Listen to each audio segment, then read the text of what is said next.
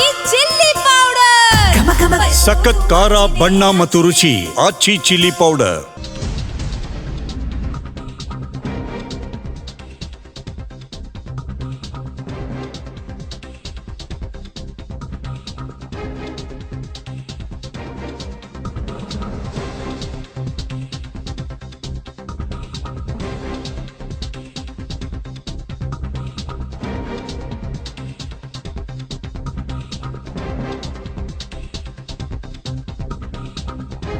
ಗಲಭೆ ಪ್ರಕರಣಕ್ಕೆ ಸಂಬಂಧಪಟ್ಟಂತೆ ಇಬ್ಬರು ಮಾಸ್ಟರ್ ಮೈಂಡ್ಗಳಿಗೆ ಜಾಮೀನು ಕೊಡೋದಕ್ಕೆ ಕೋರ್ಟ್ ನಿರಾಕರಿಸಿದೆ.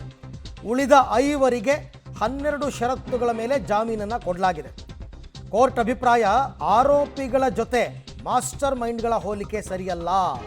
ಇದು ಸುಪ್ರೀಂ ಕೋರ್ಟ್ನ ಮಹತ್ವದ ಆದೇಶ. ಉಮರ್ ಖಾಲಿದ್ ಮತ್ತು ಶಾರ್ಜಲ್ ಇವರಿಬ್ಬರು ಮಾಸ್ಟರ್ ಮೈಂಡ್ಗಳು. ಇವರಿಬ್ಬರಿಗೂ ಕೂಡ ಇಲ್ಲ ಜಾಮೀನು ಅರ್ಜಿ ವಜಾಗೊಳಿಸಿದ್ದಾರೆ. ಯಾಕೆಂದರೆ ಇವರಿಬ್ಬರು ಮಾಸ್ಟರ್ ಮೈಂಡ್. ಉಳಿದಂತೆ ಇನ್ನು 5 ಜನಕ್ಕೆ ಜಾಮೀನನ್ನು ಕೊಟ್ಟಿದ್ದಾರೆ 12 ಷರತ್ತುಗಳನ್ನು ಹಾಕಿ. ಸುಪ್ರೀಂ ಕೋರ್ಟ್ನ ಮಹತ್ವದ ಆದೇಶ.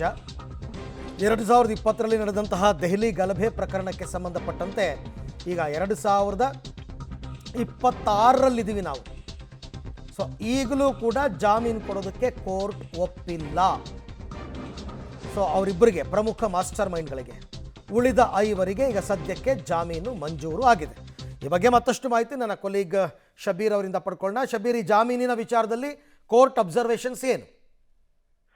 ಅರವಿಂದ್, ನೋಡಿ, 2020ರಲ್ಲಿ ಈಶಾನ್ಯ ದೆಹಲಿಯಲ್ಲಿ ಆದಂತಹ ಕೋಮು ಸಂಘರ್ಷಕ್ಕೆ ಸಂಬಂಧಪಟ್ಟಂತೆ ದೆಹಲಿ ಪೊಲೀಸರು FIR ಅನ್ನ ದಾಖಲಿಸಿಕೊಂಡಿದ್ರು. ಮತ್ತೆ UAPA ಅಡಿಯಲ್ಲಿ 7 ಜನರ ವಿರುದ್ಧ ದೇಶದ್ರೋಹದ ಪ್ರಕರಣವನ್ನ ಕೂಡ ದಾಖಲಿಸಿದ್ರು. ಇದರಲ್ಲಿ ಪ್ರಮುಖ ಮಾಸ್ಟರ್ ಮೈಂಡ್ಗಳು, ಅಂದ್ರೆ ಈ ಗಲಭೆ ನಡೆಯಲಿಕ್ಕೆ ಕಾರಣ ಉಮರ್ ಖಾಲಿದ್ ಮತ್ತೆ ಶಾರ್ಜಲ್ ಇಮಾಮ್ ಅನ್ನುವಂತ ಇಬ್ಬರನ್ನ ಹೆಸರಿಸಲಾಗಿತ್ತು. ಮತ್ತೆ ಇದಕ್ಕೆ ಪೂರಕವಾಗಿ 5 ಜನ ಕೆಲಸ ಮಾಡಿದ್ದಾರೆ ಅನ್ನುವಂತ ನಿಟ್ಟಿನಲ್ಲಿ ಆರೋಪಿಸಲಾಗಿತ್ತು. ಒಟ್ಟು 7 ಜನರನ್ನ ಬಂಧಿಸಲಾಗಿತ್ತು. ನಿರಂತರವಾಗಿ ಜಾಮೀನಿಗೆ ಅರ್ಜಿಯನ್ನ ಸಲ್ಲಿಸಲಾಗಿತ್ತು. ಕೆಳ ಹಂತದಲ್ಲೂ ಕೂಡ ಸಲ್ಲಿಸಲಾಗಿತ್ತು. ಎಲ್ಲ ಕಡೆಗೂ ಕೂಡ ಬೇಲ್ ಡಿನೇ ಮಾಡಲಾಗಿತ್ತು. ಸುಪ್ರೀಂ ಕೋರ್ಟ್ಗೆ ಮೇಲ್ಮನವಿಯನ್ನ ಸಲ್ಲಿಸಿದಂತ ಸಂದರ್ಭದಲ್ಲಿ ಇವತ್ತು ಇದಕ್ಕೆ ಸಂಬಂಧಪಟ್ಟಂತೆ ಸುಪ್ರೀಂ ಕೋರ್ಟ್ ಆದೇಶವನ್ನ ಕೊಟ್ಟಿರುವಂತದ್ದು.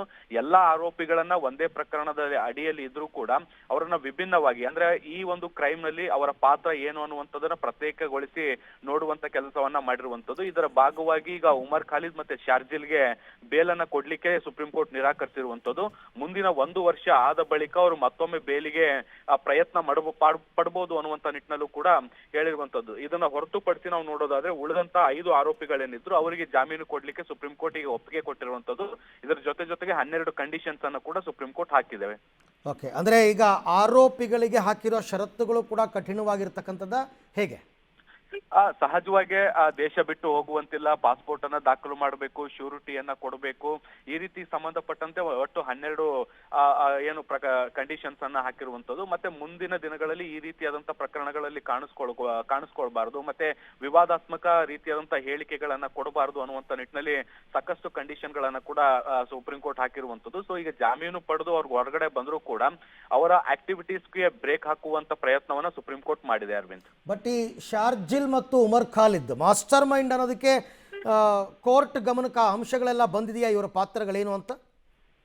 ಹೌದು, ಉಮರ್ ಖಾಲಿದ್ ಮತ್ತೆ ಶಾರ್ಜಿಲ್ ವಿಚಾರಕ್ಕೆ ಸಂಬಂಧಪಟ್ಟಂತೆ ಸಾಕಷ್ಟು ಉಲ್ಲೇಖಗಳು ಸುಪ್ರೀಂ ಕೋರ್ಟ್ ಆದೇಶದಲ್ಲಿ ಆಗಿರುವಂತದ್ದು. ಮುಖ್ಯವಾಗಿ ಉಮರ್ ಖಾಲಿದ್ನ ಪರವಾಗಿ ವಾದವನ್ನ ಮಂಡಿಸಿದಂತಹ ವಕೀಲರು ಗಲಭೆ ನಡೆದಂತ ಸಂದರ್ಭದಲ್ಲಿ ಉಮರ್ ಖಾಲಿದ್ ದೆಹಲಿಯಲ್ಲೇ ಇರ್ಲಿಲ್ಲ ಅನ್ನುವಂತ ನಿಟ್ಟಿನಲ್ಲಿ ಪ್ರಮುಖ ವಾದವನ್ನ ಮಂಡಿಸಿದ್ರು. ಆದ್ರೆ ಅವರು ದೆಹಲಿಯಲ್ಲಿ ಇಲ್ಲದೆ ಇದ್ರು ಕೂಡ ಹೊರಗಡೆ ಕೂತು ಅದಕ್ಕೆ ಬೇಕಾದಂತ ವ್ಯವಸ್ಥೆಯನ್ನ ಮಾಡಿಕೊಡುವಂತ ಕೆಲಸವನ್ನ ಉಮರ್ ಖಾಲಿದ್ ಮಾಡಿದ್ದಾರೆ. ಮತ್ತೆ ಜನರನ್ನ ಹೊಂದಿಸುವಂತದ್ದು, ಮತ್ತೆ ಅವರನ್ನ ಎತ್ತಿ ಕಟ್ಟುವಂತದ್ದು, ಪ್ರೇರೇಪಣೆಗೊಳಿಸುವಂತದ್ದು, ಇಂಥ ಕೆಲಸಗಳಲ್ಲಿ ತೊಡ್ಕೊಂಡಿದ್ರು ಅನ್ನುವಂಥದ್ದು ಒಂದು.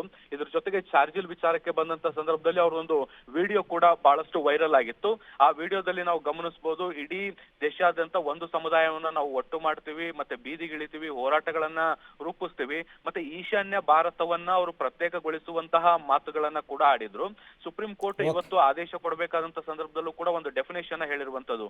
UAPA ಕೇಸ್ ಅನ್ನುವಂಥದ್ದು ಕೇವಲ ಭಯೋತ್ಪಾದನೆಗೆ ಸಂಬಂಧಿಸಿದಲ್ಲ, ದೇಶದ ಆರ್ಥಿಕತೆಯನ್ನು ನಷ್ಟ ಮಾಡುವಂತ ಪ್ರಯತ್ನವನ್ನು ಕೂಡ ನಾವು UAPA ಪರಿಗಣಿಸಬಹುದು ಅನ್ನುವಂತ ನಿಟ್ಟಿನಲ್ಲಿ ಕೋರ್ಟ್ ಹೇಳಿರುವಂತದ್ದು. ಹೀಗಾಗಿ ಜಾಮೀನು ನಿರಾಕರಿಸಿರುವಂತದ್ದು. ಥ್ಯಾಂಕ್ ಯು ಶಬೀರ್, ತಮ್ಮ ಎಲ್ಲ ಮಾಹಿತಿಗಾಗಿ ಧನ್ಯವಾದ. ಸೊ ಇನ್ನು 1 ವರ್ಷ ಮತ್ತೆ ಜಾಮೀನಿಗೆ ಇವರಿಬ್ಬರು ಅಪ್ಲೈ ಮಾಡ್ಕೊಳ್ಳೋ ಹಾಗಿಲ್ಲ. 1 ವರ್ಷದ ನಂತರ ಮತ್ತೆ ಜಾಮೀನಿಗೆ ಅರ್ಜಿ ಹಾಕೊಂಡ ನಂತರ ನೋಡೋಣ ಅಂತ ಕೋರ್ಟ್ನ ಅಭಿಪ್ರಾಯ.